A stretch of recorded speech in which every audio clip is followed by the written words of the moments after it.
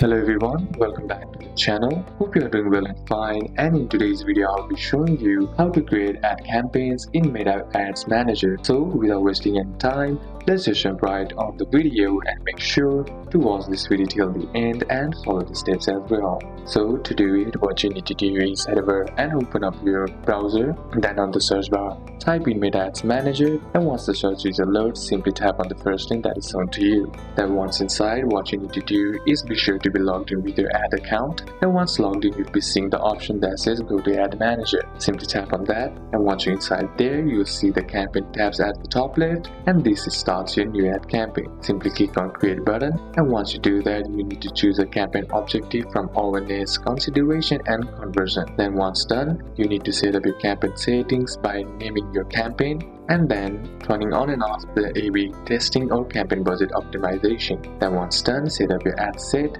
then create the ad by choosing your Facebook page and Instagram account, selecting the ad format, uploading the media, and then write description about your ad. Then once done, review and publish. So these are a couple of steps that you can apply, and that's it for today's video guys. Hope this video was useful to you. Leave a like if it did, comment down any questions that you have, and see you soon on the next one.